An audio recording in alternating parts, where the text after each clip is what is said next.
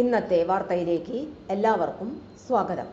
തൊഴിൽ വാർത്തകൾ എല്ലാ ദിവസവും വാർത്തകൾ തുടർന്നും ലഭിക്കാൻ ചാനൽ ആദ്യമായി കാണുന്നവരാണെങ്കിൽ ചാനൽ സബ്സ്ക്രൈബ് ചെയ്യുക.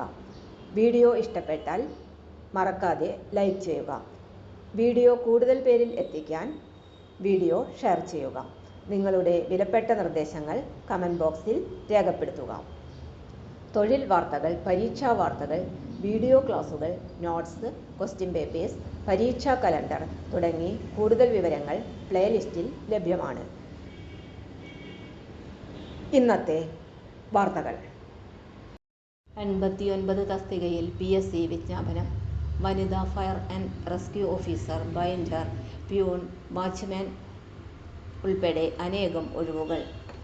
KSFE-യിൽ പ്യൂൺ, വാച്ച്മാൻ, ടൂറിസം വകുപ്പിൽ ഓഫീസ് അസിസ്റ്റന്റ്, ആരോഗ്യ വകുപ്പിൽ അസിസ്റ്റന്റ് സർജൻ, എക്സൈസ് വകുപ്പിൽ എക്സൈസ് ഇൻസ്പെക്ടർ ട്രെയിനി, വനം വന്യജീവി വകുപ്പിൽ beat forest officer, fire and rescue സർവീസിൽ വനിതാ ഫയർ ആൻഡ് റെസ്ക്യൂ ഓഫീസർ, വിദ്യാഭ്യാസ വകുപ്പിൽ pre primary teacher, drawing teacher, പൊതുമരാമത്ത് വകുപ്പിൽ അസിസ്റ്റന്റ് എഞ്ചിനീയർ, അച്ചടി വകുപ്പിൽ ബൈൻഡർ തുടങ്ങി 89 തസ്തികയിലേക്ക് PSC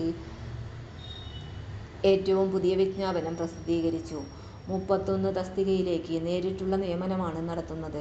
12 തസ്തികയിൽ തസ്തികമാറ്റം വഴി നിയമനവും 6 തസ്തികയിൽ പട്ടികജാതി പട്ടികവർഗക്കാർക്കുള്ള സ്പെഷ്യൽ റിക്രൂട്ട്മെന്റും 40 തസ്തികയിൽ സംവരണ സമുദായങ്ങൾക്കുള്ള NCA റിക്രൂട്ട്മെന്റുമാണ്.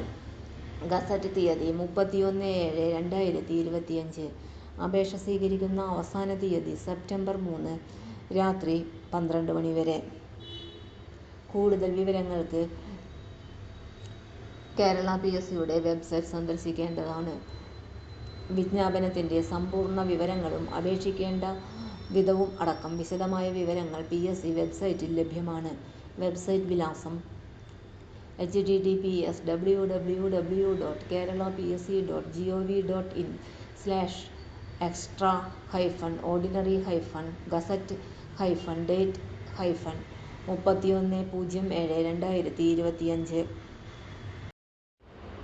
തൊഴിൽ വാർത്തകൾ എല്ലാ ദിവസവും വാർത്തകൾ തുടർന്നും ലഭിക്കാൻ ചാനൽ ആദ്യമായി കാണുന്നവരാണെങ്കിൽ ചാനൽ സബ്സ്ക്രൈബ് ചെയ്യുക. വീഡിയോ ഇഷ്ടപ്പെട്ടാൽ ലൈക്ക് ചെയ്യുക. വീഡിയോ കൂടുതൽ പേരിൽ എത്തിക്കാനായി ഷെയർ ചെയ്യുക. നിങ്ങളുടെ വിലപ്പെട്ട നിർദ്ദേശങ്ങൾ കമൻറ്റ് ബോക്സിൽ രേഖപ്പെടുത്തുക. തൊഴിൽ വാർത്തകൾ, പരീക്ഷാ വാർത്തകൾ, വീഡിയോ ക്ലാസുകൾ, നോട്ട്സ്, ക്വസ്റ്റ്യൻ പേപ്പേഴ്സ്, പരീക്ഷാ കലണ്ടർ തുടങ്ങി കൂടുതൽ വിവരങ്ങൾ പ്ലേലിസ്റ്റിൽ ലഭ്യമാണ്. ഇന്നത്തെ വീഡിയോയുടെ അവസാനിക്കുന്നു. എല്ലാവർക്കും നന്ദി.